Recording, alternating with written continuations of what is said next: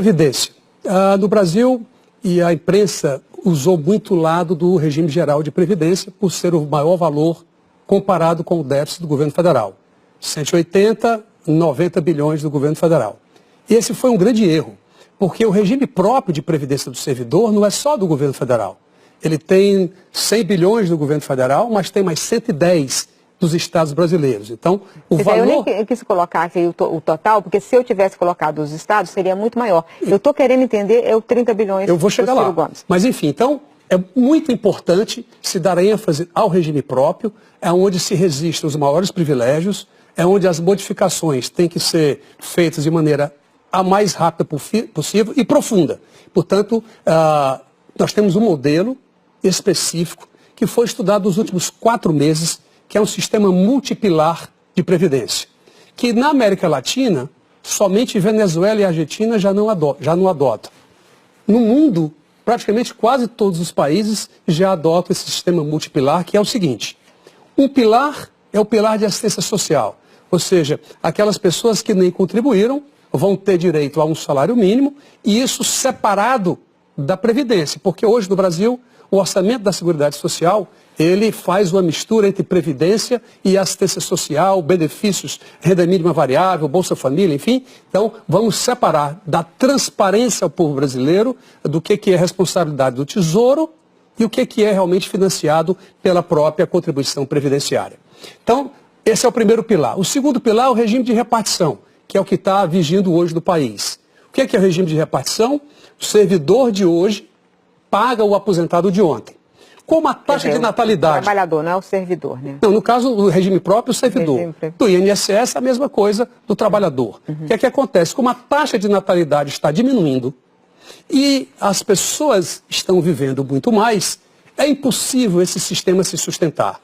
Ficar somente reparametrizando, como estão propondo por aí, não resolve o problema de médio e longo prazos do governo brasileiro. Por isso, para terminar essa primeira parte, o regime de capitalização de contas individuais tem que ser implantado no Brasil, inclusive diminuindo o teto, que hoje é 5.600, tanto para o RPPS como para o regime geral, trazendo para um teto menor, 4.000, 4.200, 3.900. Professor, pois não. Como é que o senhor acha assim, né? Tem muita gente que está contribuindo para ter um teto hoje de aposentadoria no setor privado de R$ 5.531.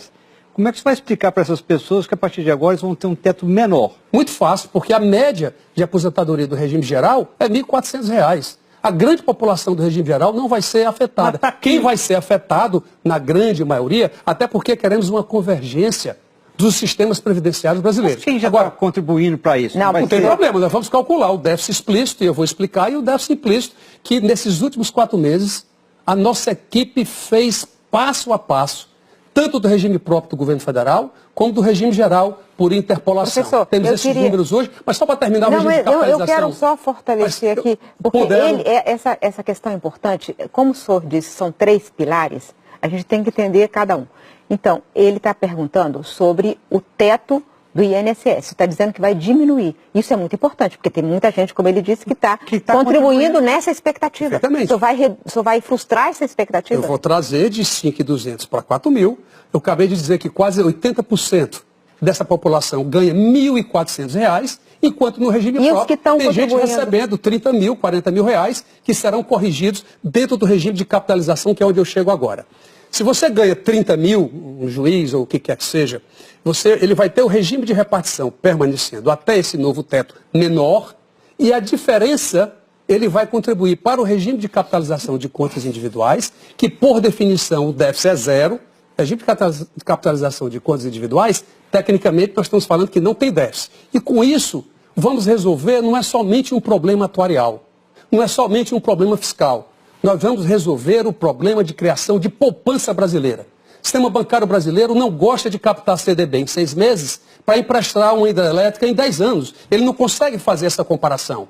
Portanto, esse funding extraordinário que o regime de capitalização de contas individuais vai criar é inequivocamente a solução definitiva que o Brasil precisa e não ficar reparametrizando. Deixa eu ver se eu entendi, então, essa questão da capitalização, né? Você tem o sistema de repartição, os ativos financiando os inativos, e aí parte desse regime de repartição se tornaria capitalização com o contribuinte tendo contas próprias, né? Só que vai ter um momento que vai ter uma transição, quer dizer, tem inativo lá que não tem a capitalização. Como é que vai bancar, quem vai bancar esse inativo? Como é que vai funcionar essa transição? E a pergunta, de onde vem o dinheiro para isso? Associado a essa reforma da Previdência, e com certeza nós vamos debater aqui, tem o maior, presidente Ciro e toda a sua equipe, tem o maior programa de recomposição do ajuste fiscal do Brasil. Ele fez isso a vida inteira e eu faço isso a vida inteira. É fazer ajuste fiscal, no meu caso, no estado do Ceará, e ele, prefeito, governador, ministro da Fazenda e assim por diante. Para você ter condição de fazer a transição, na transição eu tenho que medir o déficit explícito, ou seja, ele pagava sobre 5.600, vai pagar sobre 4.000, mas ele já tem, vamos dizer, 15 anos de serviço. Então, aqueles 15 anos que ele pagou sobre 15.600, chama-se o déficit explícito. Eu tenho que saber quanto é. E o segundo déficit, que é o déficit implícito, todo calculado, nós sabemos os valores. Inclusive, tem gente que diz que isso não é possível e nunca gastou 1 minuto para fazer esse cálculo. Nós demoramos 4 meses para fazer. Então, você vai calcular o déficit que ele já contribuiu e lançá-lo esse déficit daqui a 20 anos, 25 anos, quando ele for efetivamente se aposentar. Você está falando de déficit implícito e déficit explícito. Isso. Mas para quem contribuiu, está contribuindo para 5.000 e vai reduzir para 4.200, ele não vai pensar nem em déficit implícito nem implícito. Ele vai imaginar o seguinte: estou sendo tungado no dinheiro que eu estava preparando para aposentar com 5.500 e agora vou ter que me aposentar com 4.200. Desculpa, Walter, eu acho que talvez você não esteja entendendo. Ele vai ser tungado com nada. Aquilo que ele pagou da diferença, nós vamos... A ideia é emitir um título que só possa ser resgatado daqui a 20 anos, 25 anos ou o tempo que precisar. Pelo contrário, a reforma da Previdência que nós estamos propondo é exatamente preservar esses valores, obviamente que no longo prazo, porque o Brasil só quer pensar a curto prazo. Parametrizar, aumenta a idade, faz isso, mas é um sistema inviável tecnicamente. E o de capitalização, como eu falei, além de resolver o problema de atuária, ou seja, fiscal também, eu vou resolver o problema que o Brasil precisa. A formação bruta de capital do Brasil, ele não tem funding, o investimento não tem fonte para fazer isso, e é o que nós vamos, portanto, restabelecer nesse país de maneira definitiva. Vamos mudar de assunto, porque a gente tem vários assuntos. Posso só dar um esforço aqui, nós baixamos, Miriam, todos os 840 mil servidores do governo federal. O salário que eles recebem hoje, de um por um. Fomos atrás da data de entrada de cada um desses servidores e do regime geral, exatamente para fazer um cálculo objetivo, porque todo mundo diz que é caro a transição, mas ninguém nunca usou em dizer quanto é. E esse número nós temos. Então, qual é o número? Depois o João faz uma pergunta. Esse número que eu vi em várias entrevistas do senhor, não vi esse número. Não, eu disse que isso vai ser anunciado nacionalmente. O déficit explícito do RGPS, que a Miriam falou tanto, ao teto de 4.000, dá 0,19 do PIB, 13 bilhões, é uma greve dos caminhoneiros. Portanto, não são valores absurdos, como se tem falado pela imprensa. O senhor disse que chegou no número sobre o custo dessa transição e da mudança dos modelos, mas é segredo ainda. Não, acabei de dar um. Não podemos dar todo, porque isso vai ser anunciado então, João, quando era você.